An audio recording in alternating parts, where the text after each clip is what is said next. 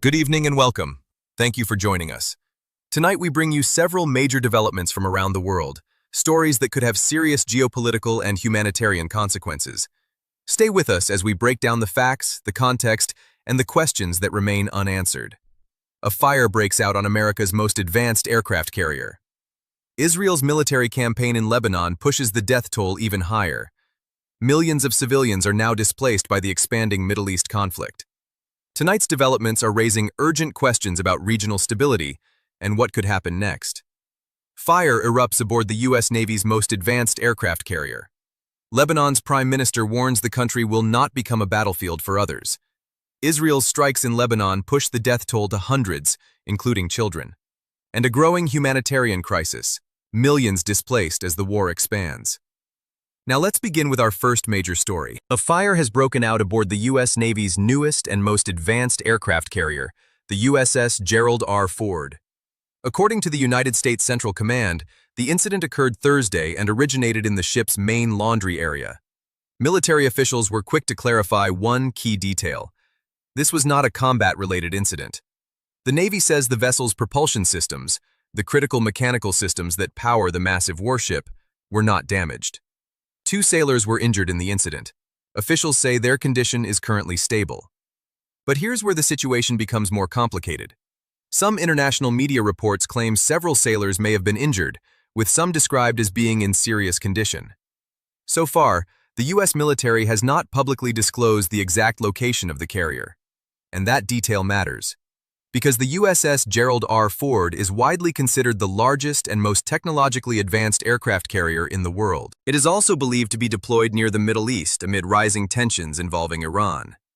Military analysts say aircraft carriers like this are often moved strategically, meaning their location is rarely disclosed for security reasons. But this unexpected fire raises an important question. Was it simply a routine accident inside the ship? Or could it affect operations during a highly sensitive military deployment? Stay with us, because the broader regional situation is becoming even more tense. But that's not the only major development tonight. Lebanon's Prime Minister, Nawaf Salam, has issued a strong warning about the growing regional conflict. Speaking through Lebanon's national news agency, Salam said his government will not allow the country to become a battlefield for other nations' wars. According to the Prime Minister, Lebanon has done everything possible to avoid being drawn into the conflict. He also revealed that he has been working day and night to prevent further escalation.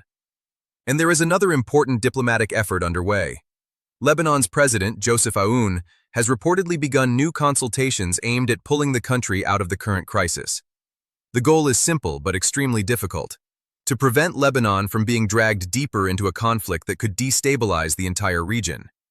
Because what's happening on the ground right now is already deeply concerning. And what happened next raises even more troubling questions. According to Lebanon's health ministry, the number of people killed in Israeli strikes has now risen to 687.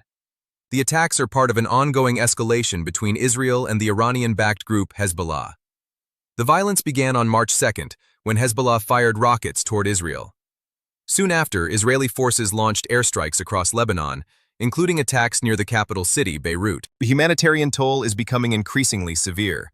Among the reported casualties, 98 children, 62 women, and the number of injured has now reached 1,774 people.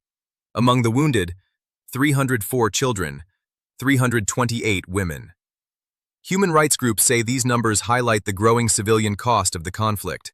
And sadly, the crisis may be far from over, because another alarming statistic has just emerged. Stay with us, because this next detail changes everything. The United Nations says the conflict is now creating one of the largest displacement crises in the region. According to the United Nations High Commissioner for Refugees, nearly 3.2 million people have already been displaced. These numbers come from early surveys conducted across affected areas, and the situation could worsen. The agency warns that as long as the fighting continues, the number of displaced families will likely rise. Millions of civilians are now forced to leave their homes, searching for safety, shelter, and basic necessities. Humanitarian organizations say this could quickly evolve into a major regional refugee crisis. When we look at all of these stories together, a larger picture begins to emerge.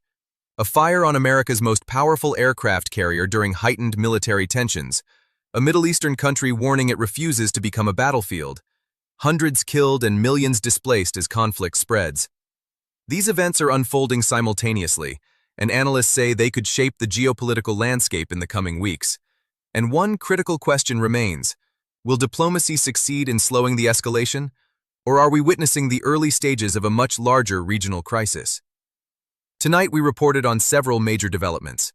A fire aboard the USS Gerald R. Ford, the most advanced U.S. aircraft carrier. Lebanon's leadership warning against being dragged into wider war. Hundreds killed in Israeli strikes amid escalating conflict, and millions of civilians displaced by the growing humanitarian crisis. The situation remains fluid, and global leaders are watching very closely. Now we want to hear from you.